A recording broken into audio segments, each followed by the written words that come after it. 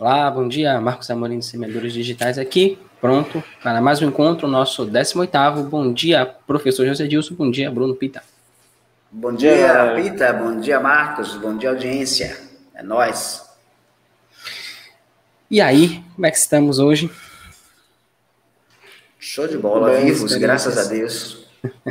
Como é? Cabeça no pescoço, calcanhar para trás? Isso, exatamente. O resto é lucro. Maravilha, show de bola. Alguém tem algum insight aí, alguma ideia, alguma coisa que fez ontem que queira compartilhar? Alguma coisa que passou pela cabeça? Eu acho que, não sei, até com base no que a gente estava conversando anteriormente, o que a gente pode pensar é exatamente o que envolve ativar a sua própria identidade. Talvez esse seja um tema interessante. Certo. Quem... Ah, beleza, então você já jogou o tema, traça aí. Paga a Jogue. ideia. Você jogue na hora. Isso é bom demais, né? É tipo assim, irmão, você falou, agora Joguei diga. logo na frigideira, aí segura seu pepino. Show de bola, show de bola. Eu acho sim, né? Interessante a gente falar sobre esse tema, porque identidade é uma coisa incrível, né? Todos nós temos a nossa própria identidade, somos indivíduos. Até quando a gente vai um pouco estudar um pouco essa coisa do ego, todo mundo fala de ego, ego, ego, mas às vezes confunde ego com egoísmo, com egocentrismo. Ego realmente é individualidade. O que nos faz indivíduos é o ego. O ego é separação, como indivíduos. E isso, às vezes, termina confundindo a nossa cabeça, né? No sentido de que a gente é alguma coisa completamente solta na vida, quando na verdade a gente faz parte de um todo. E aí a gente volta, parece um ciclo interessante, né? Quando você entende o que é o ego, quando você entende que você é um indivíduo, mas que você faz parte de um todo, e ao mesmo tempo você é uma peça nesse todo, isso faz um diferencial muito grande para a gente. Pelo menos para mim tem feito. Você começa a entender, pô, eu sou um indivíduo, mas que indivíduo eu sou? Qual é o meu papel dentro desse processo? Quem sou efetivamente? E qual o propósito da minha vida? E o propósito e a identidade estão intimamente ligados. É o que eu sinto e eu tenho visto a cada dia. E aí, se você não consegue ativar a sua identidade, talvez você não consiga definir claramente o seu propósito. E essa talvez seja uma busca, pelo menos a minha busca atual, de identificar claramente e ativar definitivamente a minha identidade para definir claramente o meu propósito. E aí, vou rifar para vocês aí quais são os seus sentimentos em relação a isso, depois eu faço as minhas colocações.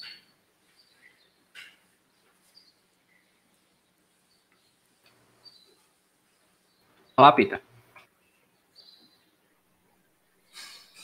Cara, essa questão da ativação de identidade, né, de personalidade, é,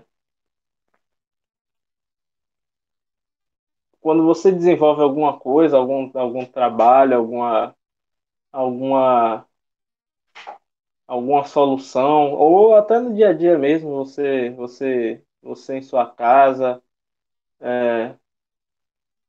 você tem a tendência inicialmente, de tomar por padrão comportamentos de pessoas que estão ao seu redor. Isso aí é natural. Toda criança faz isso, todo ser humano se constrói dessa maneira. Só que cada um de nós fomos feitos com uma única identidade pré-definida, que aí depende muito da crença de cada um, mas a única que já foi pré-estabelecida foi uma que foi dita há milênios atrás, né? Que fomos feitos à imagem e semelhança do Criador, ponto. Essa foi a única pré-definida, velho. Daqui para trás, daqui para frente é você que toca aí, mas você tem que ter você tem que ter essa noção de que a única identidade que foi firmada foi essa daqui. E aí, a partir dessa identidade, eu entendo que tem tipo, ramificações de identidade, que aí entra as suas próprias características, as características da pessoa que te rodeia e tal. Mas que é importante você alcançar esse, que é até um ponto que Marçal fala o tempo todo, né? De você alcançar o ponto de você entender aquilo, de você entender quem é você no jogo, como eu falei da outra vez. Você tem que saber, você tem que se conhecer. E muita gente tem medo de ter esse encontro porque muitas vezes você não vai gostar do que você vai encontrar quando você resolver se conhecer. Mas aquele que você tá, tá buscando ali quando você cai para dentro, né? E você procura ter uma comunicação com você mesmo para você entender qual é a sua essência. Aquele que você vai encontrar ali é o que é você de fato, inconscientemente, que está ali guardadinho e, tipo, às vezes está trancado para que ninguém veja. Só que você tem que entender isso. Aquela identidade que você viu é completamente imutável.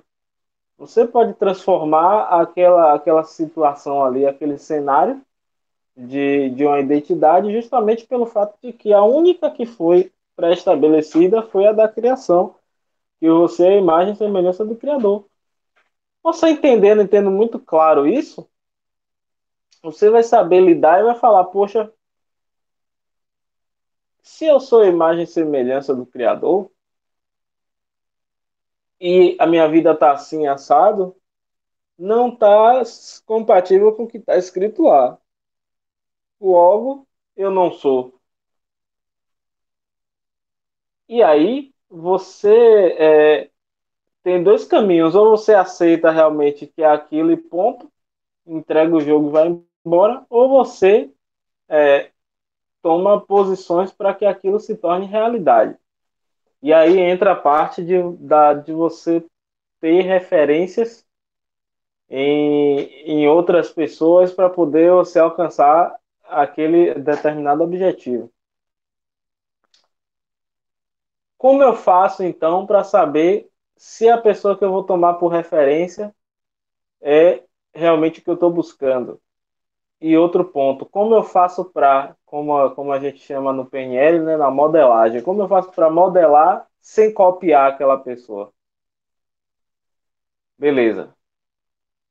Primeiro, partindo do ponto principal, para você ser imagem e semelhança do Criador, você tem que ser livre, porque ele é livre. Então, se você não tem liberdade, você já não é, já de fato, e a pessoa que você quer espelhar, se ela não tem essa liberdade, também não, ela não exerce essa identidade. Ela não exerce esse direito. Se você é, tem ações que remetem a grandes coisas, a eventos, não digo eventos milagrosos, mas eu digo a eventos notáveis, a auxiliar, auxílio de pessoas, compaixão, tá, aí entra um monte de adjetivo aí. É o caminho para você identificar por ações se a pessoa também está envolvida com aquela identidade ali. Ou se você já também está inserido um pouco naquela identificação. Caso não, essa pessoa já não vai te servir como um espelho na totalidade, mas você pode tirar algumas características daquela pessoa. Por exemplo, você quer ser bom em oratória, você quer ser o cara que fala bem, que tem um poder de persuasão monstra. Aí você vai procurar diversas pessoas que tiveram essa qualidade, essa característica. Apesar dela não ser o que você busca na finalidade, mas ela tem uma característica que você acha interessante somar para você. Então você põe um filtro e aí você exclui as outras coisas e foca somente naquilo. Ah, eu quero ser um executivo de alto desempenho. Tem diversos executivos aí que usam droga para poder se manter ativo o tempo todo.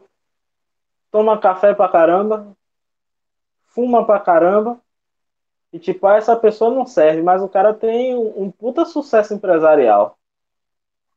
Não olho família, não olho nada. Eu boto o filtro, excluo todo o restante e foco somente no que é importante para mim.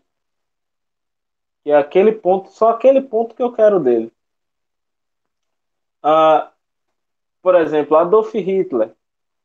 Porra, você vai citar Hitler, você é maluco, não sei o quê. Velho, me diga alguém que teve um poder de persuasão no mesmo nível daquele cara ali. Hitler, Gengis Khan, que uniu diversos povos no mundo inteiro que eram povos inimigos, Gengis Khan, e tornou um único povo, o povo da Mongólia, e que regaçou meio mundo, mas partiu do lance que ele fez isso de unir os povos que eram inimigos. E como é que esse cara usou para convencer? Ele era criança quando ele fez isso. Aí você pensa o poder de persuasão que tem um cara desse. Ele na adolescência uniu povos inimigos. Aí você vê Hitler que nem alemão era. O cara é austríaco. Tomou posse do exército alemão e convenceu os caras a lutar pelo ideal que era dele. Não era dos caras, não, velho. Ele convenceu os caras que a visão dele era a visão correta. E só era ele, velho. Ó que maluquice. O cara pegou, tomou posse de um dos maiores exércitos da época, um dos exércitos mais poderosos da época, sem nem ser. E outra, ele não sabia nem atirar, velho. O cara vai comandar o exército e ele não sabe o que é o cair no pau na guerra. Ele não sabe o que é botar a faca no dente e ir pra cima dos outros. Não sabe. Mas ele conseguiu convencer os caras. O cara foi um monstro, foi. Não tem como negar. Mas o poder de persuasão dele era um negócio inacreditável. Ponto. Pega só o poder de persuasão e vai. Se é o que vai fazer você se desenvolver. Aí que entra o perigo, né, do que eu estava falando, do você espelhar sem, o modelar sem copiar. É esse ponto que você tem que tomar cuidado, porque muitas vezes a gente tenta pegar características de outras pessoas que vão nos auxiliar e a gente acaba copiando, até pega até os trejeitos da pessoa, velho. E vira realmente uma cópia ambulante daquela pessoa ali. Então, esse lance dos filtros e do o que eu quero tem que ser muito claro para que não venha acontecer isso. A gente estava falando de algumas. Você falou do cara da live e tal que você assistiu. E eu já tinha assistido lives dele há muito tempo atrás. E eu assisti umas mais recentes e eu vi que ele está se comportando do mesmo jeito que Marçal se comporta nas lives dele. E eu, na hora, chega, tomei aquele choque assim, falei, oxe, não é, você não é esse cara aí, velho. Eu, né, na minha visão, mas ele eu não sei. Às vezes a essência dele realmente era aquela e ele se encontrou. Mas quando você olha assim, você enxerga outra pessoa no lugar dela. Esse que é o perigo. É aí que é a medida, entendeu? Quando você olha para uma pessoa e você fala, porra, é fulano que tá ali. Não é aquela pessoa ali. Ali é outro cara que ele copiou descaradamente e tá fazendo um personagem. Então esse filtro é importante para que você dê a sua cara para para aquela questão, para aquele negócio, para aquela ideia, para aquele serviço. Você tem que ter a sua característica, a sua própria identidade, mas para isso, de fato, você vai precisar de algumas características de outras pessoas que você vai juntando na sua receita e você cria seu próprio bolo. É, tendo a consciência, por isso que Marçal fala para você ler. Ele fala, velho, leia, leia, leia, leia, leia, repetidas vezes até cair, até a porra bater na sua cabeça e fazer sentido, que é que você é feito à imagem e semelhança do Criador. Quando você entender isso, quando isso bater realmente forte na cabeça, você perceber o que isso significa, muita gente fala, somos parte do todo. Mas ninguém sabe que porra é fazer parte do todo. Só sabe falar. Ah, eu sou parte do todo. Sim, velho, mas e aí? O que é que acontece lá? Como é o comportamento do todo? Você não sabe. Então isso não ficou, não ativou de verdade ainda aí dentro. Buda, Buda tinha a linha de pensamento dele e estava completamente ativado. Ele entendeu, ele sacou o que era fazer parte de uma esfera única. Gandhi sacou o que era fazer parte de uma esfera única. Então, você vê Confúcio, ele sacou o que era fazer parte de uma esfera única. E por aí vai, velho. E aí, quando a gente tem essa ativação, realmente, os outros percebem dentro do que eu estava falando. Você tem os comportamentos, você tem suas liberdades, você não se sente obrigado a agradar ninguém, você não se sente obrigado a ter a aprovação de ninguém, porque não é necessário para você. Você tem o seu ideal, você percebeu quem você é, você ativou a sua identidade própria e, e é só colher os frutos dali para frente. Porque com o bônus dessa identidade veio a questão de que a gente nasceu para dominar sobre qualquer coisa. Então, como se você não domina, você ainda não tem essa identidade ativada. É, é mais ou menos por aí. O sentimento que eu tenho de ativar, eu ainda não ativei a minha. Isso aí eu tenho certeza absoluta, porque se eu tivesse ativado, minha vida já estava completamente diferente. Eu tenho consciência disso. Eu não ativei, não sei se eu estou perto, nem sei se eu estou longe, porque eu não conheço o grau da minha identidade. Mas a busca continua até a hora que bate, velho. E aí, para poder eu conseguir fazer isso, eu tenho que buscar pessoas que também conseguiram para poder me dizer, por exemplo, vai escalar o Monte K2. O K2 é extremamente perigoso de escalar. Aí tem um caminho, o cara vai, se você for por aquele caminho ali, você vai sair mais próximo do pico. Mas tem outro lado ali que morre gente quase todo dia. Se você quiser pular também, você vai. Aí cabe a você a escolha. Se você vai pelo caminho que um cara que subiu e voltou disse que fez, ou se você vai por um caminho que 90% das pessoas morrem. Se o intuito é chegar no pico, a escolha é sua. Eu procuro buscar pessoas que estão no caminho e pessoas que fizeram esse caminho da ativação e que é perceptível visualmente e pelas ações da pessoa que realmente ela chegou naquele ponto para eu poder trilhar um caminho parecido e alcançar o meu também. Que o objetivo no final é esse daí, né?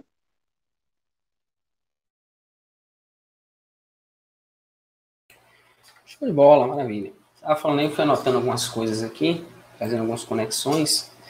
E engraçado que eu até hoje eu não sabia que vocês, eu vejo vocês falarem muito aí de identidade, identidade, identidade, mas nunca caiu a ficha para mim do que é essa tal dessa identidade aí. E agora eu comecei a desconfiar o que possa ser. E fiz algumas anotações aqui. Então, para mim, identidade, ela é simplesmente o autoconhecimento. É você saber quem você é e a partir daí você se orientar levando isso em consideração. E aí eu puxei aqui alguns conceitos, você falou de Buda aí, tem uma história dele que é bem interessante, falando sobre isso. Ele fala, tava o pessoal lá ouvindo ele e tal, ele fala assim, meu filho, você hoje está aqui na minha frente e você tem esse rosto. Na vida passada, né, o budismo acredita que você tem várias vidas, né? Eu particularmente também acredito nisso, não sou religioso, não sou budista, né? Eu sou simplesmente uma pessoa que procura, que busca, e para mim faz muito sentido você ter múltiplas existências, né? Múltiplas vidas, e acho que isso não anula em nada os ensinamentos tanto de Buda, quanto de Jesus Cristo, quanto de Confúcio, não é uma coisa que vai de encontro. Enfim, então ele fala, você tem esse rosto agora. Na vida anterior, você tinha outro rosto.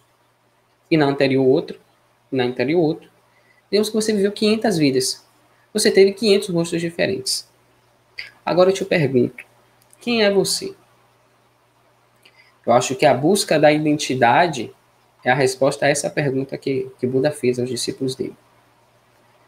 Então você agora tem que começar a trabalhar uma questão um pouco mais ampla, que é saber quem você é aqui, por exemplo, quem eu sou nessa vida. Eu cheguei à conclusão de que eu sou um professor. Logo, o que é que eu tenho que fazer? Eu tenho que fazer o que o professor faz, que é ensinar. Ensinar da melhor maneira possível. Ponto. Mas quem eu verdadeiramente sou? Eu tenho que levar em consideração essas minhas múltiplas existências. Quem eu era na vida anterior? Eu tenho lembranças de que, não sei se na vida anterior, mas em alguma vida anterior eu fui um escravo de fazenda. Tive algumas lembranças disso. Então, naquela vida, eu era um escravo. Era quem eu era com quem eu me identificava. E, mais uma vez, a gente volta àquele conceito de que você é aquilo que você faz. Então, a sua identidade nessa vida, ela está relacionada àquilo que você faz. Então, se eu sou um professor, o que o professor faz da aula? Se eu resolvo que eu não quero mais dar aula, eu quero fazer outra coisa, então eu já não sou mais professor, eu sou outra coisa. Então, eu sou aquilo que eu resolvo fazer. Só que tem uma coisa que ressona dentro de você, que você sente que é o seu lugar. No meu caso é isso, é ensinar. Tem gente que sente que o chamado dele é, sei lá, marcenaria. Outro sente que é engenheiro, outro é ser astronauta. O outro só quer montar um restaurantezinho ali, o outro só quer cozinhar. O outro acha que cuidar da terra, mexer com o jardim.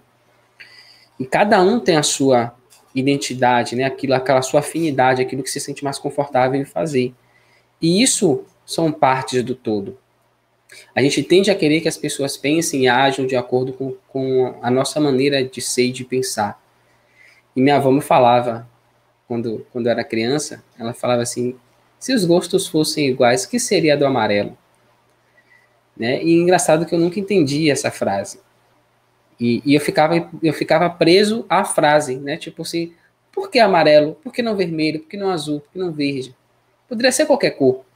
Então, o que ela estava querendo me dizer, na verdade, é que se todo mundo pensasse da mesma forma, o que seriam das outras ocupações, o que seriam das outras maneiras de ser, de pensar e de agir?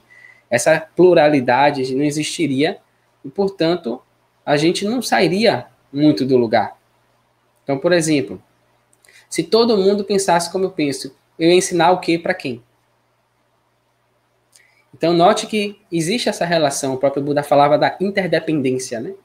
Então, a ignorância é o mal, o verdadeiro mal, e o conhecimento, a sabedoria, é o verdadeiro bem. Então, você está o tempo todo se movendo, ou pelo menos deveria estar fazendo isso, se movendo da ignorância para o conhecimento. E qual o caminho da ignorância para o conhecimento? Né? Para conhecimento não, para a sabedoria é conhecimento, né? Teoria, mais prática, ação. Então, mais uma vez, eu acho que a grande chave que eu descobri aqui nesse grupo é que a ação é o que vai, é um conversor de ignorância em conhecimento. Então, quando você age, você transforma a sua ignorância em sabedoria. Beleza. Depois disso, aí a gente entrou nesse conceito aí de múltiplas vidas, né, e tal. Não quero nem usar o termo reencarnação, para o pessoal não achar que tem alguma coisa a ver com o espiritismo, não tem nada a ver com isso. Lá na Índia Aryabharta, que é uma Índia muito antiga, acho mais de 12 mil anos atrás, eles fizeram um negócio chamado Constituição Septenária, que é um triângulozinho, e embaixo tem um quadrado. E ele tem uma ligação ali. Segundo os hindus, né, de antigamente, isso é a representação do que é o ser humano. Então, o ser humano ele é composto de uma tríade, que é o triângulo, parte de cima, e de um quaternário, que é o quadradinho, na parte de baixo. O que é que eu sou nesse momento, agora que eu estou conversando com você? Eu sou tudo isso, mas o que está mais aparente é o meu quaternário, que é o meu indivíduo, né, o meu ego, que não tem nada a ver com o que está falando, o Zé falou, não lembro agora, de egoísmo, né? Então, são coisas diferentes. O egoísmo é quando você centra no ego. Você só acha que aquilo ali é que existe, é aquilo que você tem que se preocupar. Então, esse conceito da Índia Aryabharta começa a trazer para a gente algo interessante. Então, esse quaternário, a representação dele é a representação física. Então, ele é composto pela nossa mente, pelas nossas emoções, nossos sentimentos, pelas nossas energias e pelo nosso corpo físico. Então, isso aqui que vocês estão vendo aí tem 4 componentes. Tem o físico, energético, emocional e o mental. E tem uma outra parte, que é a parte considerada a tríade, que é a parte que sobrevive à morte, digamos assim. Então, quando você vem para uma vida com um corpo físico, né, quaternário, o que você está fazendo? Você está acumulando experiências. E onde essas experiências ficam armazenadas? Ficam armazenadas em quem você verdadeiramente é, ou seja, no seu ser. Então, no final das contas, a questão do autoconhecimento, da identidade, da maneira como eu entendo que é a identidade, ela é muito mais profunda do que simplesmente saber o que é que você está fazendo aqui. Você tem que saber de onde você veio, o que você está fazendo aqui e para onde você vai. E isso não do ponto de vista de uma única vida, mas do ponto de vista de muitas vidas. E aí que começa a dificuldade, porque você não sabe quantas vidas você viveu. Você não sabe nem o que você está fazendo aqui direito, nessa vida. E você não sabe quantas você ainda vai viver. E o conjunto disso tudo é quem você verdadeiramente é. Eu lembro que eu já fui escravo. Ok? Então, eu tenho essa carga de uma vida anterior, e isso, inclusive, trouxe pensamentos, crenças que me atrapalharam muito nessa vida. Medo, às vezes, de me colocar, né? Então, eu comecei a enxergar várias coisas, vários paralelos com relação a essa vida anterior, como, por exemplo, o medo de me colocar, porque e não tinha uma razão para isso, sabe? Tipo, poxa, eu tenho medo de chegar e falar com a pessoa. O sentimento que eu tinha era um medo inexplicável, como se, tipo, se a pessoa fosse me bater, se eu fosse falar alguma coisa com ela e tal. Eu não sabia por que eu tinha esse medo. E aí caiu a ficha, né? Então eu vivi uma vida em que se eu falasse alguma coisa que não agradasse o meu dono lá, o cara ia aí, botava no pelourinho e lascava a madeira em mim. Então isso trouxe um medo que eu trouxe para essa vida e não sabia o porquê, de onde é que isso vinha. Então isso passa também por saber quem você foi, né? E quem você será. E a partir desse ponto, você trabalhar essas questões e ir se desenvolvendo. Então, no final das contas, essa vida aqui é simplesmente uma continuação da vida anterior, onde você vai reconhecer os problemas que você trouxe de lá para cá e as potencialidades, procurar desenvolver novas habilidades e ir resolvendo os problemas que ficaram para trás. Depois disso, a gente vai chegando num ponto que eu vi num vídeo do professor Hélio Couto que ele fala da fluência da vida. O que é isso? Ele fala que, acho que o Peter até falou isso outro dia, tipo, é só viver, né? O Criador te deu a vida. Então, o que é que você pode fazer para agradecer? Atrapalhar. É só não atrapalhar, exatamente. O que é que você pode fazer para agradecer a vida que ele deu? Não tem nada que você possa fazer. O que é que o todo precisa? Não tem nada que você possa fazer por ele. Apenas viva a vida e ajude. Na verdade, você pode fazer alguma coisa. Você pode ajudar o outro que vem antes de você. É a única coisa que você pode fazer para ajudar Deus. Ele não precisa de nada de você. É nem tipo você é um cara multibilionário e você está ajudando um cara que, sei lá, que não tem nenhuma perspectiva de vida, vive lá no meio da África, e você tira esse cara de lá e dá instrução para ele, consegue um emprego para ele e dá para ele sei lá, um motivo de vida, uma causa para ele lutar. O que é que esse cara pode fazer para o cara que ajudou ele? Né? Do ponto de vista material, financeiro, que a gente enxerga, não pode fazer nada. O cara é bilionário. Pô. Mas ele pode contribuir, ele pode voltar lá de onde ele veio e ensinar isso para as outras pessoas que estão lá na sociedade. O cara que ajudou ele ficaria muito feliz se ele fizesse isso. Então eu vejo mais ou menos como essa relação entre nós e Deus. Então ele só quer que você viva e que você viva feliz. E quando você identifica, né, quem você verdadeiramente é, o que é que você está fazendo aqui, a vida começa a fluir. Então acho que um grande indicativo que você encontrou, que você ativou a sua identidade, né, como vocês falam aí, é se a sua vida está fluindo. A vida não é que a vida está fácil do ponto de vista de que você não tem dificuldade, que você não tem problemas, mas é que aquilo ali faz sentido para você. Não é um problema, é um desafio. É algo que você quer vencer, que você quer transpor, e nesse processo você está ajudando, você está contribuindo para o crescimento de outras pessoas também. Eu acho que esse é um grande indicativo de que você está vivenciando, né? Que você está na sua identidade. A vida flui. Se a vida tem muito problema, muita dificuldade, muita picuinha, então provavelmente você ainda não encontrou a sua identidade. E por fim você falou da questão de modelar sem copiar, que eu achei bem interessante. Essa questão do modelar sem copiar, eu estava ontem no mercado, eu gastei 3 horas ontem só para ir e voltar. Ir e voltar e fazer o almoço. Para comprar um couve. Pensei aí. E nesse processo eu falei, porra, uma fila gigante aqui. Eu pensei em desistir. Pensei em procurar uma fila que fosse mais curta, mas não teve jeito, estava tudo lotado. Aí eu pensei, poxa, mas se eu já saí de casa, aí tá nesse processo, né? Bota máscara, tira a máscara. Aí chega em casa, tem que pegar a roupa, botar na roupa suja, tomar banho. Todo um processo agora que você tem que fazer para sair, para voltar para casa. Sei lá, se você estiver vendo esse vídeo daqui a 5 anos, nesse período a gente está passando pela pandemia aqui do coronavírus. Então, você pensa 10 vezes antes de sair de casa, porque, pô, beleza, eu saí agora, cheguei lá no mercado, o mercado tá lotado. Aí eu pensei, pô, não vou ficar aqui, não vou ficar esse tempo todo preso na fila. Mas depois eu parei e pensei, falei, poxa, eu preciso desse couve. Porque se eu não comprar ele hoje, amanhã eu vou ter que sair cedo para comprar, e tem que sair cedo. Aí eu todo o processo de novo, sair, botar a roupa, máscara, volta, tomar banho, higieniza as coisas todas que você usou, tal. Então é um processo muito grande. Eu falei, pô, vale mais a pena ficar aqui, perder esse tempo, porque eu não preciso mais sair amanhã e passar por esse processo todo de novo. E assim eu fiz. Fiquei na fila, e na fila falei, pô, o que é que eu vou fazer para me distrair, né, enquanto espero? Fui pesquisar, agora eu resolvi virar vegano, e resolvi pesquisar como é que eu fazia, como é que eu faço para substituir o ovo. Sei lá, eu quero fazer um bolo, eu quero fazer alguma receita que precisa de uma coisa que dê mais liga. Enfim, como que eu faço para substituir o ovo nas minhas receitas? Comecei a pesquisar. E aí eu descobri que tinha um ovo 100% vegano. Os caras criaram aí, tem todos os benefícios e tal, um negócio em pó, que você mistura com um pouquinho de água e, enfim, é um ovo.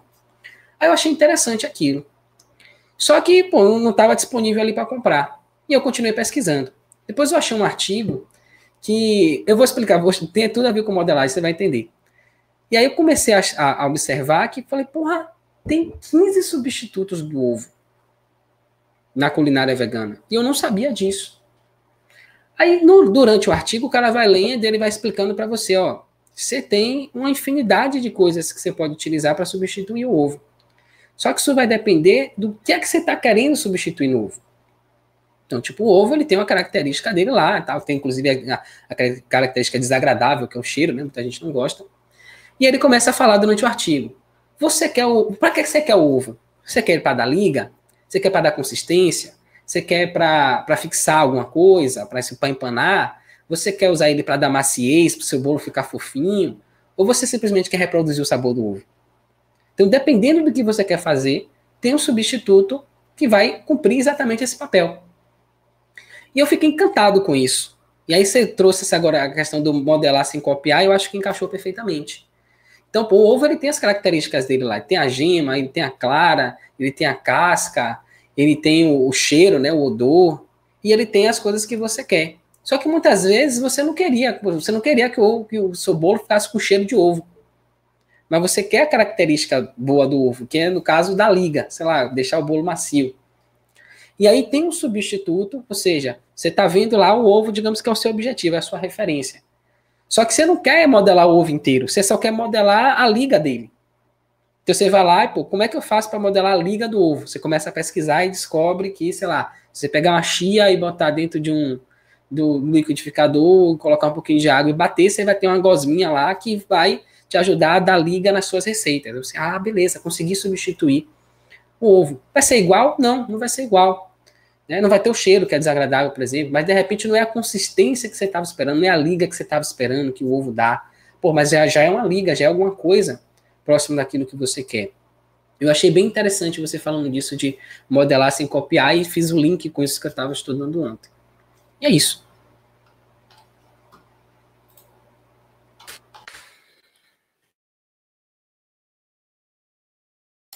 Aqui. Interessante, né? A gente falando de ativar a identidade e a pluralidade que isso é. Essa coisa do ovo... Vocês estão me ouvindo, né? Essa coisa do ovo que você trouxe aqui, para mim, foi um negócio assim, bastante interessante. Diante de tudo que Pita falou e que você colocou, a pluralidade que é tudo. Acho interessante a frase inicial que Pita trouxe, para poder fazer a conexão aqui. Nós somos a imagem e semelhança de Deus. Show de bola. Isso aí eu ouço isso há 300 anos, menos, né? Há 53. Atrás. Há 10 mil anos atrás. 10 mil anos atrás. E isso é uma verdade absoluta. Mas o que é ser a imagem e semelhança? Acho que esse é um ponto fundamental. Mas imagem e semelhança de quem? De Deus. Quem é Deus? E aí, observe que isso é uma complexidade gigante, né? Então, primeiro que para você entender quem você é, você precisa, na verdade, manifestar características de uma pessoa que você não vê. E esse que é um grande desafio. E Deus entendeu isso muito bem. Eu, como sou mais da linha cristã, até viajo muito sobre os outros universos, etc. E até porque nós somos um ser complexo, eu acho que a gente não pode se fechar a absolutamente nada. Já fui muito fechado, porque a religião às vezes me levou a isso, eu sempre busquei Deus através das religiões, e hoje eu tenho uma visão diferente, né? Mais ampliada, digamos assim, mais aberta e mais receptiva. Isso faz a diferença, mas o que a gente está tratando aqui hoje, nos semeadores, é exatamente ativar a sua identidade. E quando você começa a entender que a sua imagem, ou o que você precisa ser, tem a ver com aquele que te criou, você tem a ver com as suas características. E não é a mera aparência, né? Aí é que eu vou para a parte do... Achei importante essa colocação que o Marcos trouxe do ovo. Características, velho. Você tem características. E Pita trouxe isso junto também da fala dele, quando ele falou, porra, velho, eu admiro aquele cara ali, ele tem, assim, uma oratória interessante, eu quero aprender. Mas se você descer um pouco mais a linha do cara, você vai dizer, porra, esse cara aí, a ética lhe falta isso, lhe falta aquilo. Ele chegou a falar até de Hitler, né? Mas que tem um perfil ou uma característica de persuasão que é interessante. Então, se você pegar ali elementos de cada pessoa e que você quiser trabalhar aquilo ali, desenvolver, você consegue, consequentemente, você desenvolve. Mas aí é que volta a grande pergunta.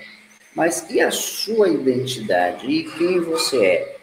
Marcos colocou aqui, não, pô, de repente você é um ser de uma única geração, você viveu vidas, ou viverá outras, ou isso aqui que é uma grande incógnita da nossa cabeça. Aí quando eu pego tudo isso daqui, processo, e aí eu começo a entender, o que até Mahatma Gandhi falou uma coisa que eu achei muito interessante, quando ele falou de felicidade, né? Ele falou que a pessoa é feliz quando ela consegue harmonizar três coisas importantes. O seu pensamento, o que ele pensa, né? O que ele diz e o que ele faz. Então, pensamento, ação, né? Palavras, né? E ação. Pensamento, palavras e ações perfeitamente harmonizada. Quando eu pego todo esse contexto aqui e abro um pouco mais dentro do campo da minha vivência, e para encontrar a minha relação de imagem e semelhança de Deus, eu só encontro uma pessoa que pode me dar isso de uma forma muito, muito profunda e que tem me ajudado ao longo da vida, que é Cristo, né? Isso, para mim, é uma das maiores referências de quem é Deus. E aí, quando você vai analisar a personalidade de Cristo, é interessante que ele trabalhava a personalidade de pai, mostrar a personalidade do pai, mas ele mostrava uma coisa importante, ele dizia o tempo todo, eu e o pai somos um. Aí vem de unidade.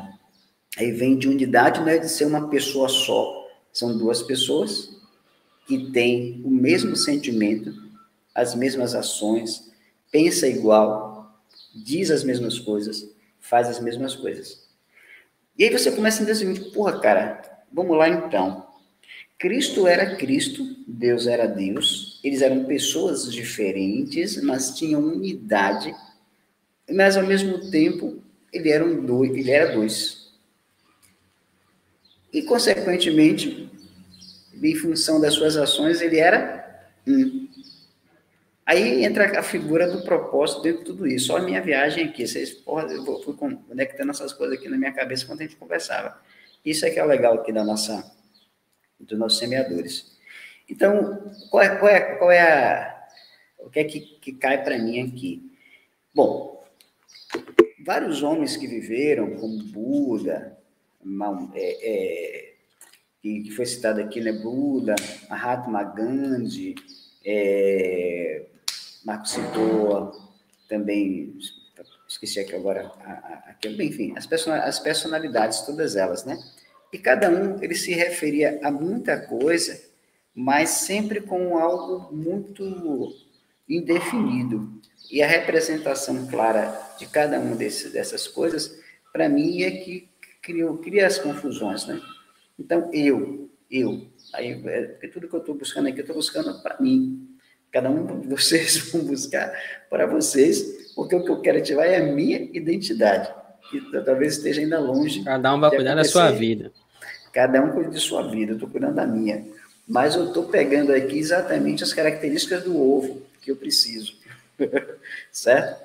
Mas efetivamente o que eu preciso, na verdade, é entender a característica de Deus. Se eu sou a sua imagem e semelhança, imagem e semelhança, aí é de lascar. Quando você vai individualmente para cada uma dessas coisas aqui, quando ele fala de imagem e de semelhança, são coisas completamente diferentes, mas que formam um todo, assim como o ovo, que o Marcos colocou aqui, você olha assim, o que é o ovo? Porra, o ovo é um negócio branco assim, velho.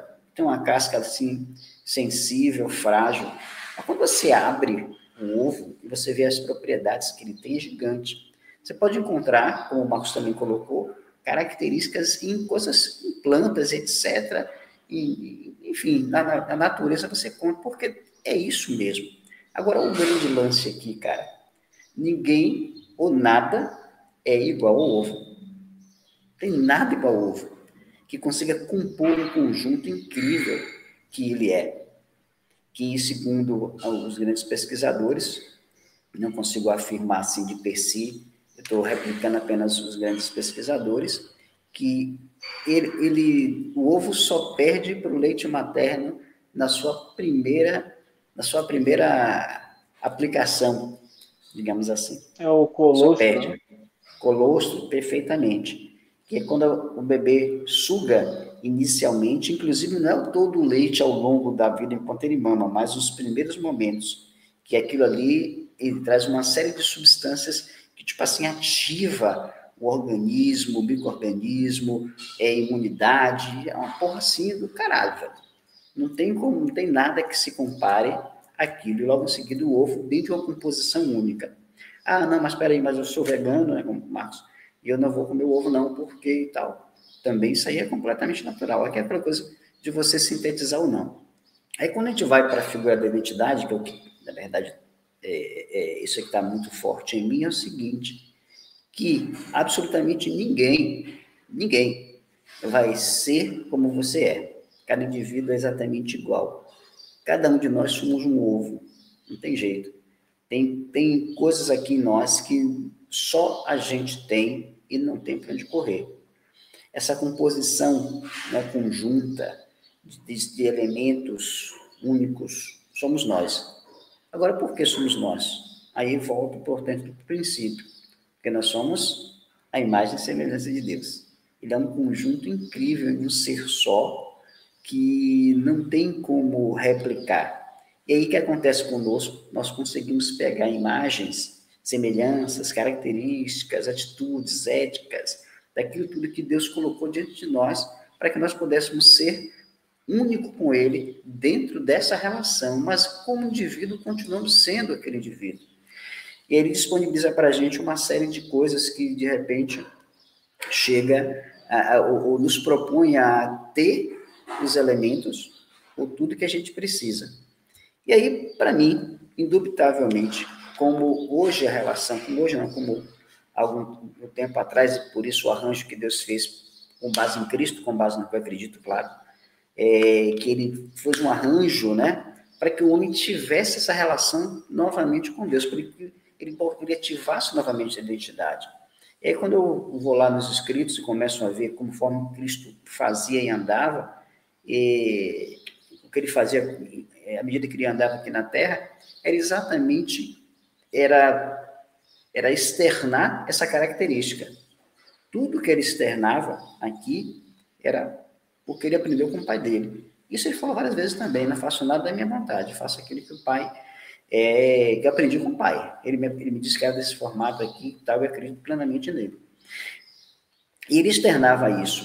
E um dos pontos que eu acho fantástico, absoluto, e isso eu me identifico muito, era exatamente ele poder levar para as pessoas a condição delas, ativar a identidade delas. E naquela época, por exemplo, que ele andou aqui, você tinha lá os fariseus, tinha os saduceus, tinha os escribas, e todos eles acreditavam em Deus, acreditavam nas escrituras, mas tinha coisas, por exemplo, que eles não acreditavam, como a ressurreição, né? Acho que eram os saduceus, eles não acreditavam na ressurreição. Mas assim, porra, então eu não acredito no Messias. Aí, porra, mas peraí, isso aí está dentro da linhagem, está aquilo ali, porra, está nas escrituras. É, beleza. Então eles estavam ali, eram separados por causa de entendimentos únicos, mas aí eles esqueciam talvez de um grande detalhe, as características de Deus, né? E que eles não conseguiam expressá-la. Então, somente um teve a condição de expressar isso, dada a sua relação com ele. E o que ele fazia, na verdade, não era usando o seu conhecimento, não era usando o seu poder, não era usando a sua influência para mudar as pessoas, mas ativando o que tinha dentro delas e mostrando isso. Isso está dentro de você. Isso faz parte de você. Você vai se externar. Mas o que você não vai perder? A sua característica. Você vai ter todas as propriedades do ovo, mas você vai manifestar quem você é com base naquilo, a sua relação com tudo isso. Então, para mim, isso é muito forte. Como Pita, eu também não consegui ativar ainda a minha identidade.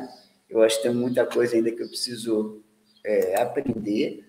E todos os dias, os nossos aprendizados aqui nos levam, de alguma forma, a esse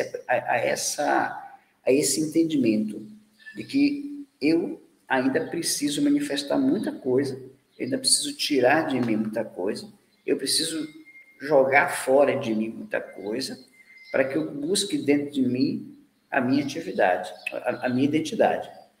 E só tem uma coisa que para mim é fato. A perspectiva, né, que envolve o propósito, né? Minha perspectiva diante do meu propósito. Ele está se desenhando. Eu vejo ele se desenhando todo dia aqui na minha cabeça. E como é que ele está se desenhando? A cada momento que eu consigo ir me identificando, à medida que o autoconhecimento vai se revelando para mim mesmo, e onde eu vou identificando coisas que não fazem parte de mim e que eu absorvi de alguém que não era para ter absorvido. Mas, por outro lado, absorvi várias coisas de outras pessoas que fazem parte de mim. A minha mãe, por exemplo, foi uma base importante para mim. O meu pai, né, que eu chamo de pai, que foi o Ferreira, ele me deu muitos elementos interessantes. O meu próprio pai, infelizmente, eu não consegui absorver absolutamente nada dele, pelo menos conscientemente, não sei inconscientemente, mas ele me só mostrou uma coisa, o que eu não devo fazer em relação a algumas atitudes que ele teve. Então, o que eu aprendi com ele foi o inverso do que ele fez. Então, tudo que meu pai fez, o que eu tenho na minha mente, eu sempre procurei fazer diferente daquilo que ele fez. Até mesmo sem mágoa, que é interessante, eu não consegui guardar mágoa do meu pai, e ele tinha todos os motivos para isso. Só teve uma atitude dele que eu terminei, duas atitudes dele, que não vou citar aqui, mas que eu foi um confronto direto com ele, dois confrontos interessantes que nós tivemos, e que para mim foi marcante, mas ainda assim, diante disso, eu só me posicionei, mas não guardei isso como mágoa, e pelo contrário, eu tenho gratidão, né, por ele. Mas assim, a contribuição dele foi, na verdade, o que eu não devo fazer. Minha mãe e meu pai emprestado foi o que eu posso fazer. E mais legal ainda foi que eu consegui pegar isso deles e ao longo da minha vida outras coisas, fora maus hábitos que eu também fui adquirindo. E acho que agora é o meu momento, no processo de ativação da identidade, é exatamente separar tudo isso, né? E ver se eu consigo virar esse ovo perfeito, com todas as propriedades, tomando como referência a Deus, né, como a sua imagem e semelhança, e a melhor base que eu entendo para mim é o Cristo, né? E eu estou voltando a estudá-lo. De repente, eu vou conseguir ativar mais a minha identidade, mais a reunião que a gente tem, mais todas as pessoas que a gente segue, mais um monte de coisa que vai agregando aí, até que a gente realmente consiga todas as propriedades que a gente precisa da identidade. É isso aí. Rapaz, você falou num ponto aí que casou exatamente com uma,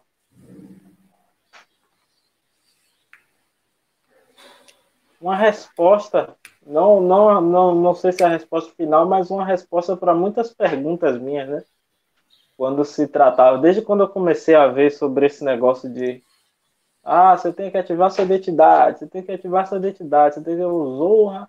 Aí os caras apresentou nessa questão de que a sua identidade é X, é essa aqui, você é a imagem e semelhança do Criador. Pá, pronto. Leia isso aí até você entender o que eu falei, né? Só que aí tem um facilitador no caminho, que é o seguinte: quando você separa as palavras, né? O que é imagem? Em primeiro lugar, que assim, a maioria das pessoas que leem, elas identificam como sendo algo físico. Eu sou a imagem e semelhança. Tanto que eu já ouvi diversas pessoas falar, não, como é que você fala que fulano é feio? Então você está dizendo que Deus é feio. Aí eu fiquei falando assim, eu falei, velho, não faz sentido. Porque das vezes que eu li, eu sempre li, toda vez que eu leio alguma parada, eu sempre leio buscando alguma coisa que está por trás. Aí isso aí não foi diferente. Quando eu li essa passagem, eu li assim, eu falei, não, velho, tá fácil demais isso aqui. Tenho certeza que não é isso aqui que ele tá querendo dizer. E aí eu busquei essa questão justamente de achar o pulo do gato. Não, tem um pulo do gato aqui. E aí eu vi que o negócio era muito mais sério do que eu imaginava. Essa questão de vocês. Quando a gente fala aqui, parece ser muito simples. De você tem achar sua identidade e tal. Parece ser muito simples falando. O negócio é fazendo, velho. E aí é que o bicho pega. Porque, por exemplo, tem essa questão da imagem e semelhança. O que é imagem? Partindo desse ponto, o que é imagem? Imagem, pelo que eu consegui chegar de conclusão, é você ser exatamente a representação dele aqui, velho. É você ser a representação de Deus aqui. Não tem nada a ver com a aparência física. Até porque ninguém viu. Como é que você vai ter essa noção de que é aparência física se você não viu? Então, exatamente a questão da. Aí quando você para, né, que você vê como foi a lance da criação, ele fala que seja feita a nossa imagem e semelhança. Ele não falou a minha, ele falou a nossa. Aí você vai e começa a ligar as peças. O Espírito Santo, que é composto pela Trindade, né? O Espírito Santo. Então não tem forma. Não tem forma. Então essa parte da física já descarta. O que eu entendi que ele quis passar é que você tem que ser a representação aqui. Tipo, ele tá lá e fala, velho, eu tenho uma indústria, você é meu representante. Você tem que falar do jeito que eu falo, você tem que agir do jeito que eu ajo. Você tem que fazer as coisas que eu fiz. E aí é que entra uma franquia, né? Exatamente. E aí entra a complexidade do negócio, porque vem depois a semelhança. O que é ser semelhante? É você ser conforme. Você é a representação dele aqui, você tem que agir conforme a imagem. Por isso que ele fala a imagem e semelhança. Você já é a representação aqui. Você já se lascou. Ele colocou aqui, você já é. Só que vem a parte da semelhança que é você agir conforme.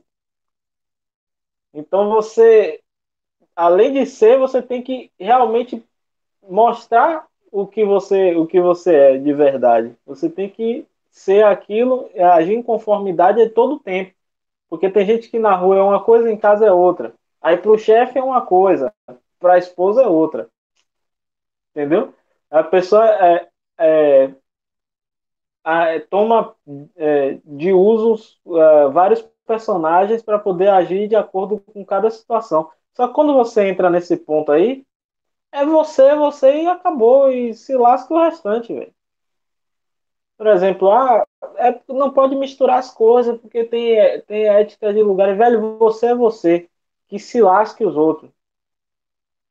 Você não tem nada a ver com a vida dos outros, velho. Você é aquele ser ali, e quando você toma posse dessa identidade, ninguém te tira mais, porque você vai agir corretamente em qualquer momento.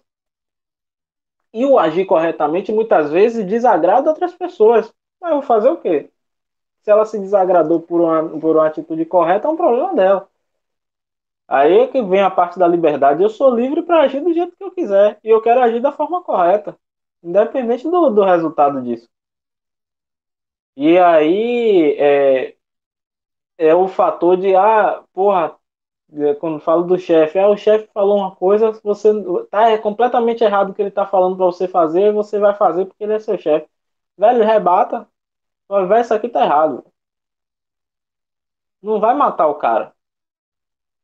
Não é falta de respeito você dizer que o que ele tá fazendo tá errado. Velho, isso aqui eu não vou fazer não, porque isso aqui tá errado. Mas isso pode acarretar o quê? Pode acarretar e você ser mandado embora, mas você tá fazendo o correto. Você é livre para fazer o correto. Quando vem a questão até no próprio Cristo, que ele tinha essa identidade ativada e ele fazia o que ele queria na hora que ele queria, porra. Quando ele foi curar o cara o cego lá, ele deu uma cuspida no chão, bafou o barro e jogou na cara do cara. A galera toda ao redor ficou louca. Falou, velho, como é que pode, velho? Como é que o cara cospe no chão, pega o barro e taca na cara dos outros pra poder curar? Velho, o cara é livre, velho. Ele não curou? O resultado é que é importante. Ele não curou, pronto, curou. Então, velho, o método que ele usou não interessa, ele curou. Aí veio a questão do lance do sábado, né? Que era uma regra muito forte naquele período ali, que era a questão de você tirar o sábado para o descanso e você não podia fazer nada no sábado. Aí quando ele foi para poder, de novo, né? Para poder auxiliar, para poder curar pessoas e tal, aí os caras falaram, não, você não pode curar não, porque é sábado. Aí ele, mas por quê? Não, porque no sábado foi separado para o descanso e tal. Aí que ele fez a pergunta, né? Ele falou, sim, mas vem cá. O homem foi feito para o sábado ou o sábado foi feito para o homem? Que é o que muita gente não sacou essa parada que ele quis dizer. Ele falou, velho, só existe uma instituição que tem valor aqui na Terra, é você. Você pode fazer o que você quiser na hora que você quiser, velho. Independente, ninguém vai botar regra nisso aí. Você estipula suas próprias regras. Eu quero fazer no sábado, eu vou fazer no sábado, ponto. Você não tem que dizer o que é que eu tenho que fazer. Eu sou mais importante do que tudo aqui nessa terra. O bem de mais valor que nos foi dado foi a vida. Então a minha vida é o que tem maior peso aqui. Não é regra posta por outras pessoas que vai definir se eu vou salvar outra vida que é muito mais importante do que um dia no calendário. É uma vida, velho. Você vai deixar um monte de gente. Imagina você fala, porra, mas mesmo é sábado, né? Ô, rapaz, não vou poder fazer não. Vai morrer uns 15 aí, velho. Mas, porra, é sábado, velho. Imagina. Aí, ele agia de fato conforme a imagem e semelhança. Ele fazia. O que importava para ele era o resultado. Tanto que tem também escrito, né? Que muita gente julga as pessoas pela forma com que a pessoa está agindo hoje, pela forma com que a pessoa agiu ontem e tal. Mas tem escrito, né, que é mais importante o final do que o início. O que importa é como você termina, não é como você começa. Você não sabe o que a pessoa vai ser no futuro, ou vai ser no último dia de vida dela. Você não sabe, você não tem noção, você não tem ciência disso, nem a própria pessoa tem.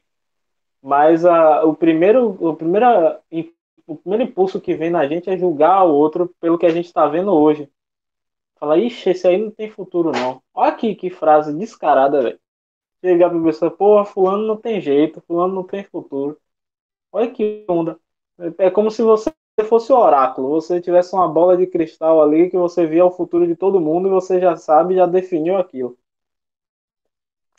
Então, quando eu peguei esse caminho, cheguei nessa conclusão, não é que tornou mais fácil, não. Muito pelo contrário, tornou mais complicado. Mas pelo menos ficou mais claro para mim do que se trata. E, tipo, você agir de maneira correta o tempo todo é uma tarefa chatinha, velho. É complicado, não é tão simples quanto todo mundo imagina, não. Vai ter momentos que vai parecer que, poxa, mas é só isso aqui, é uma besteirinha, né, velho? Velho, já foi, você já tá agindo errado. E aquilo ali vai abrir precedente, né? Vai abrir brecha ali para uma coisa maior. É, o negócio não é muito tão de boa assim quanto todo mundo pinta, não. Pelo menos pelo que eu percebi. Se eu for seguir essa linha aí de ser exatamente isso, para poder. Que aí vem a questão do bônus, né? Que muita gente quer antes de ser. Você só pode ter depois que você é. A regra é essa. Você não vai querer ter alguma coisa sem ser alguma coisa. Não, a conta não fecha. Então, se eu quiser dominar sobre a minha vida, que é o mais importante, acima de qualquer outra coisa, dominar sobre a empresa, dominar sobre o dinheiro, suave. Mas o primeiro ponto, velho, que eu busco hoje é dominar sobre minha vida. Eu me dar esse direito de ser livre, de fazer o que eu quiser na hora que eu quiser, de ir para o lugar que eu quiser. Então, eu acho que quando você domina sobre a sua vida, você, consequentemente, já domina sobre as outras coisas.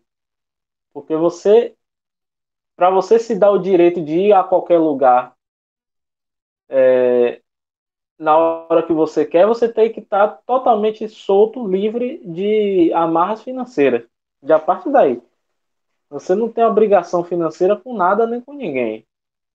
Tipo, você não tem que fazer conta, você não tem. Tem muita gente que. E isso não se trata de ganhar muito dinheiro, porque tem muita gente que viaja trocando as viagens por serviço. Tem gente que trabalha e viaja. Porra, vou limpar tal coisa para poder ir para tal lugar. E viaja assim, velho. E assim, a pessoa é livre, ela não tá presa à marra financeira ali, porque ela deu um jeito, entendeu? Ela driblou o sistema e tá fazendo. Então é o fator de você conseguir dominar sobre a sua vida. Eu busco isso hoje, que é ter domínio total da minha própria vida.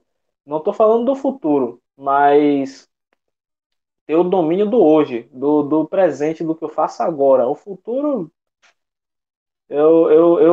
eu sonho com alguma coisa, eu almejo alguma coisa, mas tipo, eu não tenho controle total do futuro, eu tenho controle do presente. O presente vai me trazer um futuro como consequência. Então, eu busco hoje ter controle total sobre o meu presente, sobre a minha vida, sobre quem eu sou hoje, sobre a resposta que eu vou dar para uma pessoa na hora que a pessoa me faz uma pergunta, sobre a atitude que eu vou tomar quando uma pessoa me pede uma ajuda, sobre como eu vou me sentir na hora que algo der errado ali para mim. Então é esse o domínio que eu tenho buscado hoje, é o controle que eu tenho buscado hoje. E eu acredito que quando eu conseguir ter isso na mão, eu vou conseguir fechar essa conta toda aí, da identidade, da, da liberdade. Eu vou ter atingido diversas esferas aí que eu tenho buscado só com esse controle aí, com o dominar o presente. Eu achei interessante isso aí que você falou. E eu acho que ainda é um pouquinho mais abaixo o processo de domínio, né? Pegando lá aquela constituição septenária, corpo físico, energético, emocional, mental, eu acho que o começo do trabalho, para mim, pelo menos, é dominar o corpo físico, depois seu corpo energético, suas emoções, sua mente, por fim, suas ações. Acho que essa é a base de tudo. Se você consegue coordenar, né? Se você consegue dirigir o seu próprio corpo, fica mais fácil de você estabelecer os objetivos e correr atrás. É aquela história que a gente estava conversando no outro dia, Você fala, vira para a direita, ele vai virar para a direita, vira para a esquerda, ele vai virar para a esquerda. Então, hoje eu estou muito focado nisso, dominar meu corpo, minhas emoções, minhas atitudes e as minhas energias. Eu acho que se eu conseguir fazer isso, não tem mais nada impossível. Porque eu acho que esse é o grande problema. A gente quer fazer uma coisa, mas não consegue executar. Da mesma forma do músico, por exemplo. O cara quer fazer um solo lá de cabeça, improvisar. O cara quer tocar jazz. O objetivo da vida dele é tocar jazz. E aí ele não quer estudar escala musical, né? Então a emoção dele atrapalha. Ele quer se sentir bem para fazer o que precisa fazer. Então, se ele acordou, não está num dia bom, ele simplesmente não vai fazer aquilo. Então, à medida que ele vai entendendo como ele funciona e percebendo que ele não depende da emoção dele para agir, não estou me sentindo bem hoje, mas eu vou fazer isso porque eu sei que isso é importante, eu sei onde isso vai me levar. Então, aí você entra com a sua emoção, né? Na verdade, a razão, ela deve dominar sobre todos os outros veículos. E à medida que você vai enxergando isso e vai colocando ela mais na linha de frente, né, para tomar a decisão, que na verdade é para isso que a mente racional serve, para criar e para dar direção, você vai começando a perceber, a emoção vai lá e não concordo, não, por que você não concorda? Ela vai dizer por que eu não concordo e você vai argumentar com ela e vai mostrar que aquele argumento dela não faz o menor sentido. Então baixa a cabeça aí e faz o que você tem que fazer. Então quando a gente for desenvolvendo essa capacidade de fazendo o que precisa ser feito, de ter 100% de domínio de controle do nosso corpo físico, né, mental, emocional, a gente vai ficar muito mais fácil da gente criar as coisas que a gente deseja criar. Porque não tem mais nada entre você e aquilo. Você nem acredita mais que aquilo é possível. Não vou caminhar hoje não, porque está chovendo. Então, isso é o seu emocional, que você acredita. Engraçado, hoje eu estava aqui fazendo atividade física, e aí eu falei, tem que jogar o lixo fora. E aí quando eu olhei pela janela, caiu no maior pé d'água. Aí eu falei assim, vai dar pra sair agora não, que tá chovendo muito. Aí eu falei assim, não, eu vou sair exatamente porque tá chovendo. Aí fui, botei o saco, as coisas e tal. Saí, fui jogar o lixo, e não fui correndo não, fui andando normal.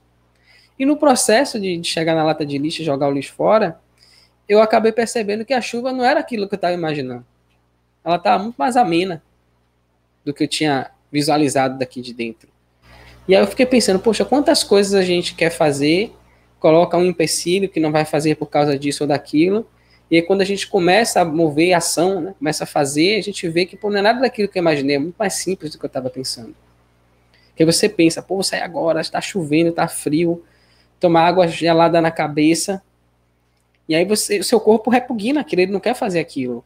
Aí, água fria em mim, velho, tá cedo, isso era 4h50 da manhã. Tá cedo, você é doido fazer um negócio desse? E aí quando você vai lá e faz, você vê que não é nada daquilo que você imaginou, foi muito mais tranquilo, foi muito mais simples do que você tinha pensado. Então eu acho que o começo da coisa toda é aí, é você relacionar com o seu corpo, entender como ele funciona, quais são os medos, né? Engraçado que eu já tomo banho frio há, sei lá, uns 2 ou 3 meses. Em qualquer situação, qualquer dia, qualquer hora, pode estar fazendo um calor infernal, um frio absurdo, é banho frio. E toda vez que eu vou tomar banho frio, a minha mente fica, não, velho, banho frio não, ela quer tomar banho quente, né? O meu corpo físico quer tomar o banho quente. Mas aí você para e pensa, você já faz isso todo dia, já é hábito, já é normal. Quando eu abro lá o chuveiro, eu não abro mais o chuveiro e fico naquela coisa de ficar molhando e tal, eu já caio para dentro do negócio, e é normal, é natural aquilo. O corpo já tem essa experiência, e no entanto, repetidamente, ele fica tentando me fazer desistir, mudar de ideia de tomar o banho frio. Engraçado que às vezes minha esposa vai e muda pro quente. Aí eu entro debaixo do chuveiro já, né, esperando que o negócio tá frio, e aí começa a cair aquela água quente, aí eu dou aquele pulo para trás, água quente, velho, isso me incomoda aquilo. Interessante que eu só tenho essa percepção depois que eu faço. Antes de fazer, a minha mente, a minha emoção começa a dizer, velho, não, banho frio não é bom não. Mas engraçado que quando eu não tenho essa consciência de olhar se o negócio tá no quente ou tá no frio, e a água tá quente, o próprio corpo rejeita aquilo. Essa água tá muito quente, tem que botar esse negócio no frio. Olha que negócio louco. Aí você começa a perceber que tem várias partes dentro de você realmente. Então eu acho que o grande trabalho, a grande graça é essa. Então eu vejo que eu estou no estágio 0 ainda, que é aprender a dominar meu corpo físico.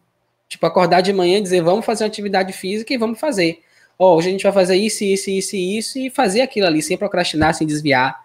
E não alcancei isso ainda, né? Então, enquanto eu não alcançar isso, fica muito difícil de alcançar as outras coisas. Se eu não consigo dominar sobre o meu próprio corpo, imagine sobre as outras coisas que eu preciso fazer, o que eu desejo fazer. Então, eu acho que para mim o jogo hoje é esse.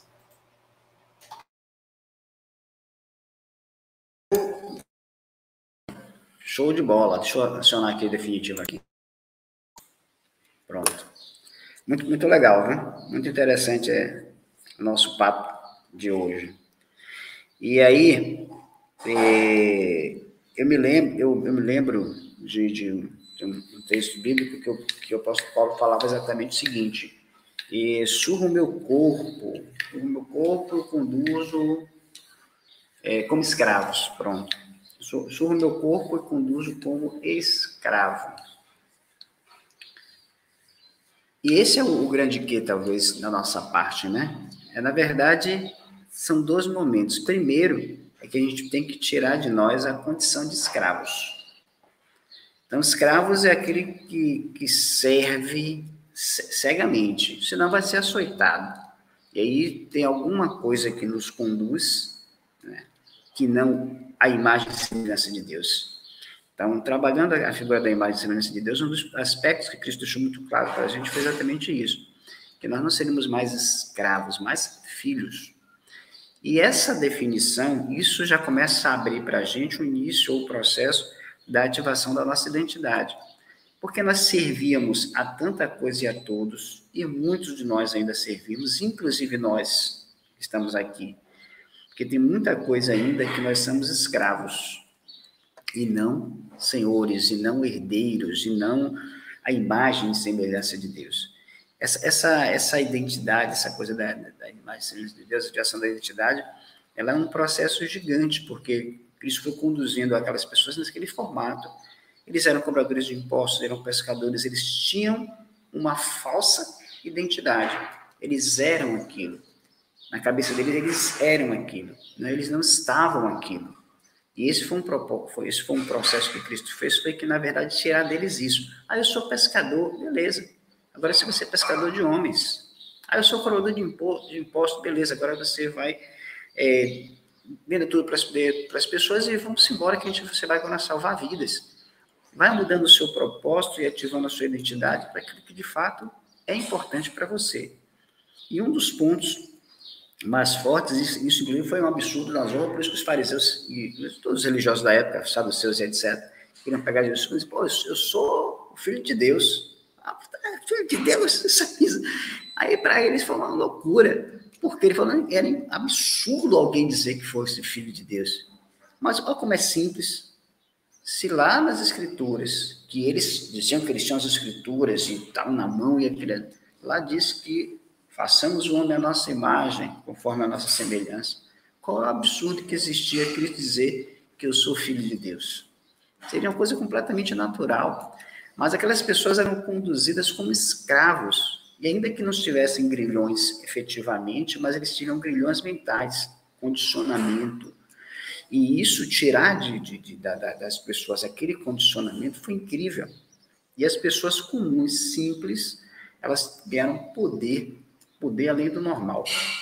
Porque Cristo conseguiu ativar a identidade deles, assim como ele já tinha a sua própria identidade ativa. E aí a gente parece, é um negócio simples, vou ativar minha identidade, tcharam, agora sou poderoso. Não é. Aí aqui está o processo. Imagine o apóstolo Paulo, o homem que teve a vivência que teve ali, a designação dada direto por Cristo. O Espírito Santo ali, ativo, né? A pregação, o objetivo, tudo traçado, mas ele dizia, eu conduzo o meu corpo como escravo. Para que ele não deixar que o corpo conduzisse, porque se a gente deixar o nosso corpo conduzir, o que vai acontecer é que ele vai querer fazer comodidade, que é a nossa mente, né? A nossa mente humana, os nossos 5%. Não, vou fazer aqui e tal, ou 95%, na verdade, né? Que é aquele cara que está lá atrás escondido, acho que são os nossos 95%, que vai conduzindo aqui, não, velho, descanse aí, não, velho, vou ver TV, não, velho, não vou sair na chuva, não, que vou me molhar todo. Quando você encara as coisas, é interessante como elas não são daquele tamanho. A gente conversou aqui no outro dia sobre os muros, né? A gente, porra, tem um muro ali, e quando você vai ver, porra, aquele muro não é um muro, aquele muro é um degrau, velho. As coisas vão começando a ganhar formas na nossa cabeça quando a gente vai tomando posse daquilo que é nosso, daquela relação primária com o todo, como alguns gostam de falar, eu já falo isso aí também muitas vezes, mas com o Deus Todo-Poderoso. E aí você vai ativando essa identidade, você vai deixando a condição de escravo, porque você vai se desvencilhando dos grilhões, que são uma série de coisas que te prendem de você avançar na sua vida, nas suas relações, na sua integridade, na sua dignidade. As coisas vão mexendo de você, vocês vão arrancando isso. Isso tem tantos nomes nos nossos dias que podem ser bloqueios, podem ser isso, pode ser aquilo, diversas formas. O importante é que eu acho que esse ponto, para mim, hoje ficou muito claro, ou ainda mais forte, que, primeiro, a importância de ativar a identidade, quem somos, o fato de a gente entender que a gente não pode se deixar ser levado, não somos mais escravos. Temos que tirar os muitos grilhões que ainda nos prendem nessa condição de escravo diante de alguma situação. A nossa pluralidade, nós não somos um ser simples, nós somos um ser complexo, e aí veio o exemplo que o Marcos trouxe, que eu achei muito bom, do ovo. Temos uma série de coisas dentro da gente, a gente não é uma coisa só, a gente é muita coisa, já que nós somos a imagem e semelhança de Deus, não tem jeito. A gente tem essa coisa dentro da gente de ser da pluralidade, né? Deus, ele não é um cara simples, ele é um cara complexo, e nós também somos, igualmente. E aí e as ações? Quais são as ações que a gente vai precisar tomar, né? Aquela que a gente fala quase todo dia aqui, conhecimento, sabedoria e discernimento. Onde o mais importante aqui, que cria o elo do conhecimento ao discernimento, é a parte importante que é a sabedoria, que é a ação. E aí vem e fecha aquilo que a gente tinha falado no início, né? E Marcos até destacou esse aspecto. Rapaz, a gente precisa de ação, velho. É a ação que faz o diferencial pra gente. Não adianta a gente pensar, a gente tem que agir. Não adianta dizer, porra, eu quero me livrar dessas correntes. Meu irmão, abre essa porra dessa mão. Largue, solte, velho, se liberte. Definitivamente. A ação, portanto, é incrível. Aí a gente falou da modelagem. Porra, modelar é copiar algumas pessoas que fizeram coisas e deram certo. Independente de quem elas sejam, não é referência absoluta, mas pode ser de ajuda visível. Por que Cristo teve que vir para libertar as pessoas? Porque eles precisavam ver alguma coisa. Essa crença ainda de ter que ver para crer, ela termina sendo ainda muito forte dentro da gente, devido a tudo que foi implantado do início da criação até agora. Então, não é uma coisa fácil para você tirar, não. Às vezes você precisa ver. Aí esses caras são referência para a gente vai tirar o melhor, obviamente, né? E sem esquecer a maior referência de todas, que foi Cristo. Aí, debruçar um pouco mais, eu estou retomando aqui a leitura da Bíblia, que já tem alguns anos que eu não faço, e isso já comecei a colocar na minha rotina, já separei a Bíblia, deixei ela em cima, um versículo já, e todo dia você vai um pedaço, você vai ampliando isso, e vai pegar esses pontos que Cristo deixou, e as chaves todas que a Bíblia é. A Bíblia tem chaves de libertação gigante, e sem ser religioso, puro e simples. Eu não sou religioso mais, graças a Deus. Mas, assim, ali tem verdades absolutas que a gente consegue tirar, assim, e ajudar. E aí envolve ou chega no processo do autoconhecimento. E isso, para a gente poder, portanto, definitivamente entender o que é essa imagem e o que é a semelhança de Deus, porque é uma coisa que já entendemos.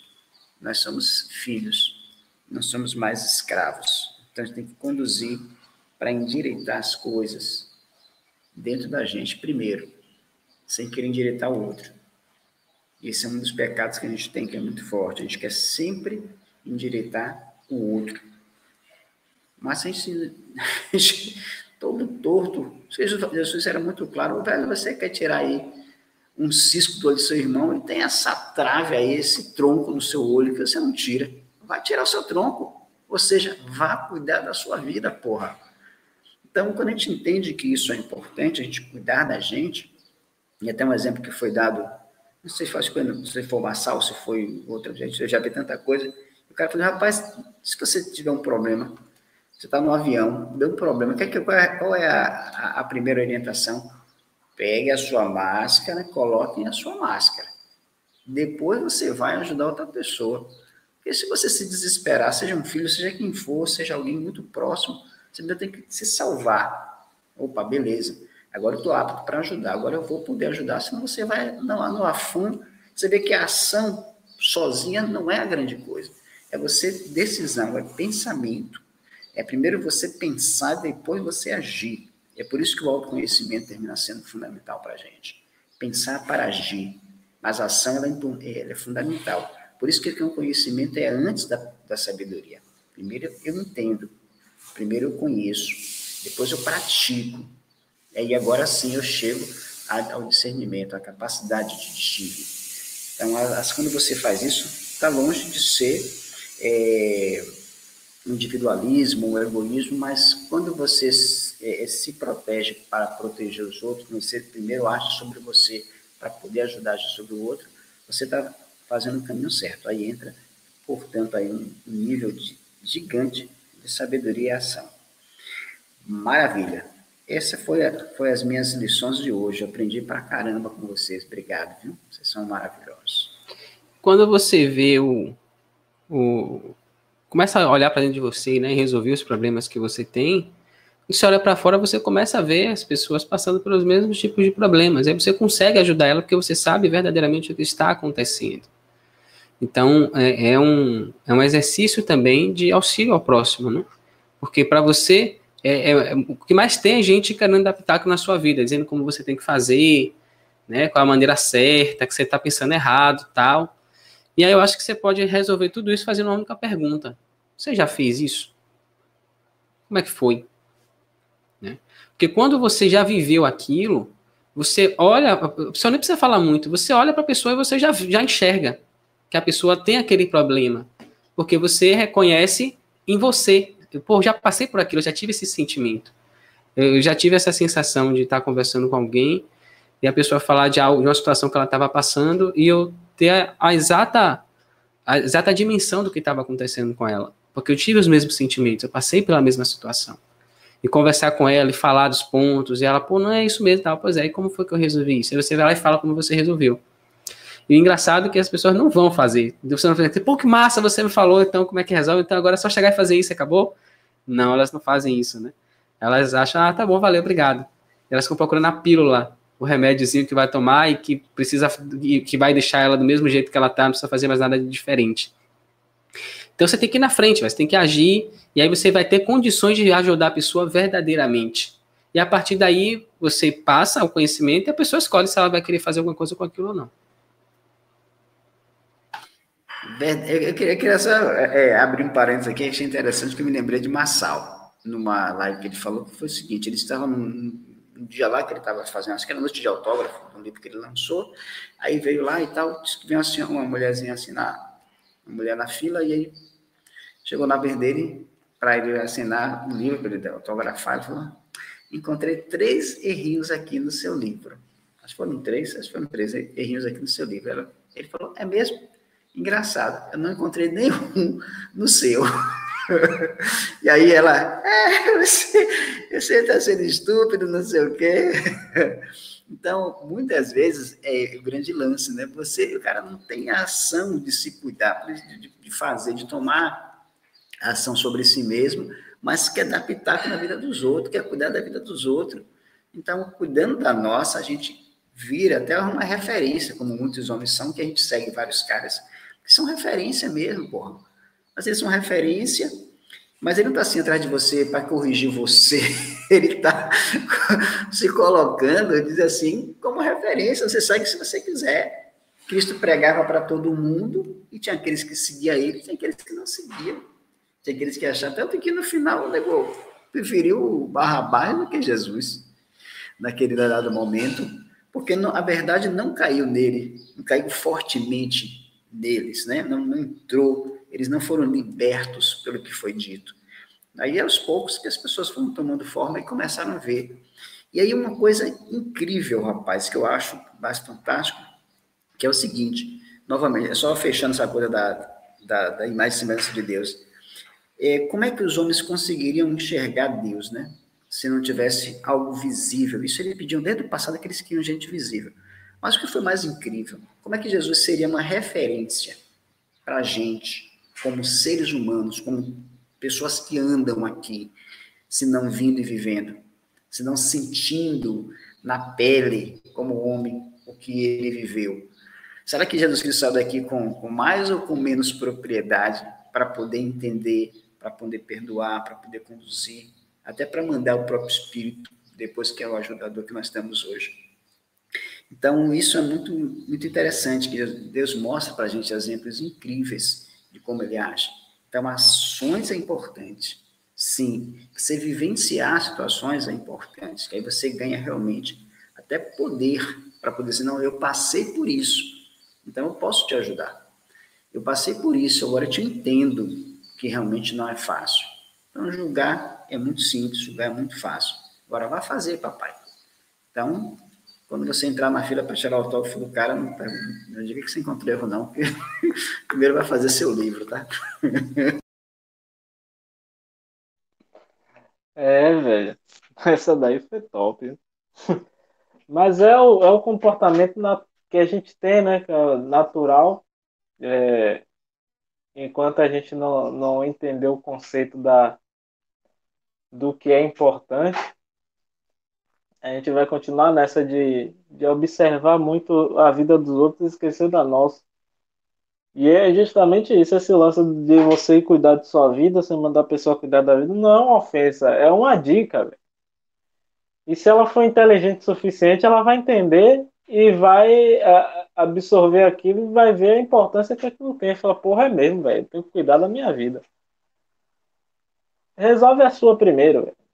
É o que eu falo com todo mundo, que quando eu já entrei nessa linha também de você ficar tentando mudar o mundo quando você descobre as coisas, você quer mudar todo mundo que está ao seu redor, você quer falar.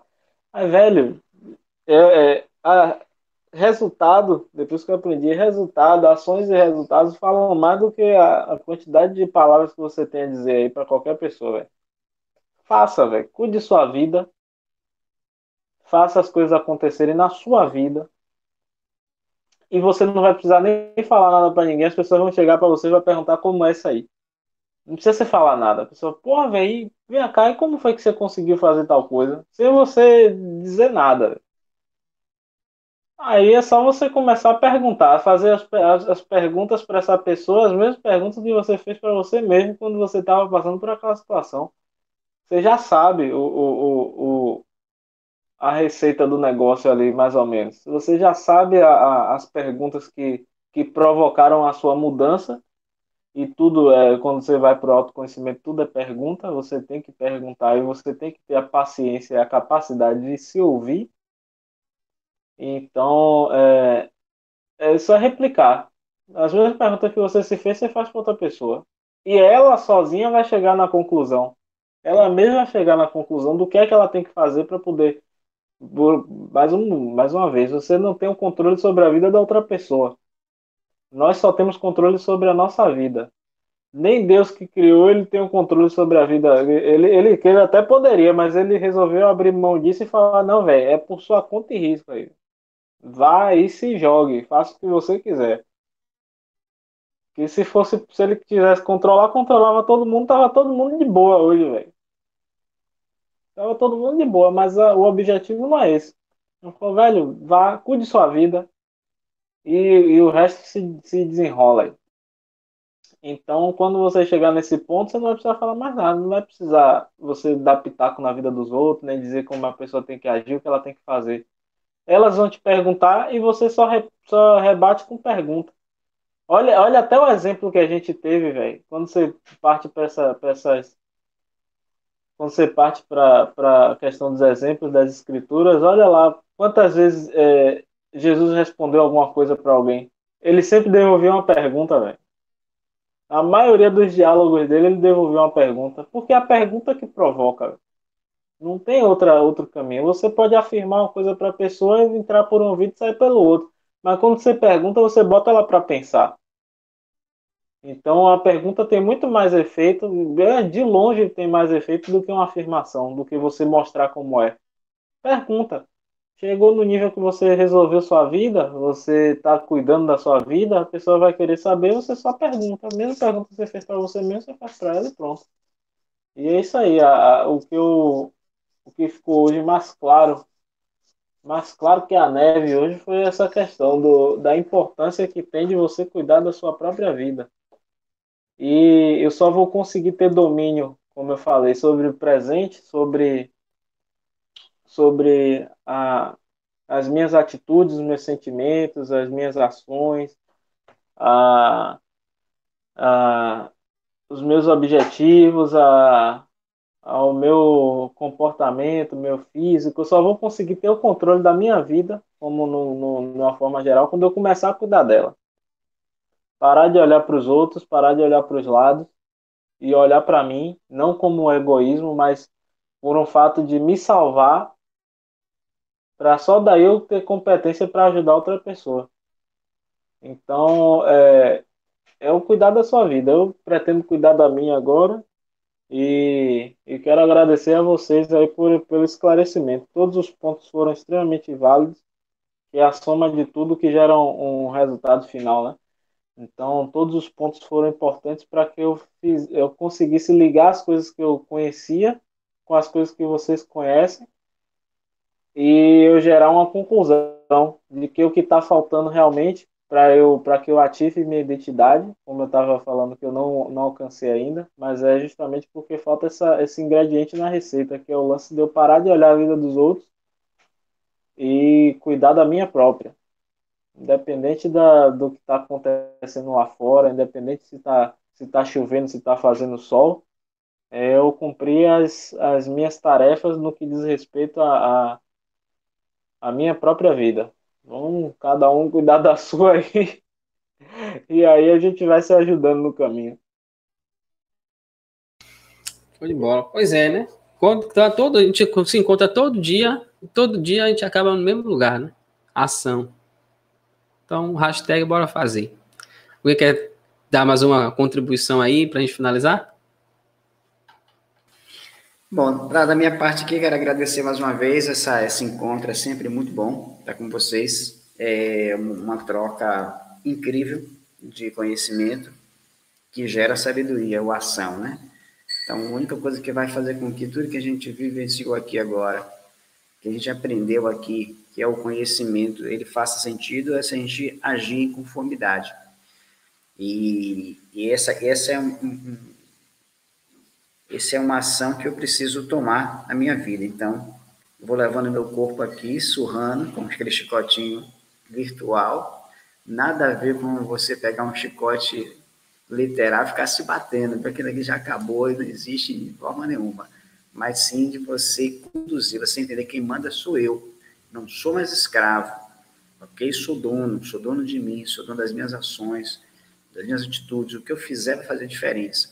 Cuidando da minha vida, eu vou estar forte o suficiente para ajudar aqueles que quiserem, mas cada um tem que tomar a sua ação. Estou disponível aqui, estou à sua disposição. Quer vir, eu vou te ajudar. Mas, enquanto isso, eu vou cuidando da minha vida, que é o que eu tenho que fazer. E, finalizando, eu lembro que Cristo falou o seguinte: vós sois o sal da terra, né? Então, se o sal for insípido, com que é a vez de salgar, né? Que ele falou. E isso tem tudo a ver com o que a gente está falando aqui, exatamente pelo seguinte: se eu não trabalhar a mim mesmo, se eu não buscar ser melhor todo dia para mim mesmo, se eu não cuidar da minha vida, eu não vou ser um sal, não vou ser um sal puro, eu não vou poder ajudar as pessoas com pequenos toques. Veja que se você bota 1 quilo de sal na comida, lascou. Se você bota pequenas pitadas, elas são importantes. Aí sim, você pode dar uma pitada de sal para a vida daquelas pessoas que querem. Mas, por outro lado, você tem que vivenciar, você tem que ser o sal, você tem que ser esse toque, você tem que ser esse toque de ajuda. Mas não que você tenha que cuidar da vida dos outros, você tem que cuidar da sua vida, você tem que ser. E você pode ajudar outras pessoas a serem também, ativando, portanto, a sua identidade. Obrigado, queridos. Excelente dia para vocês.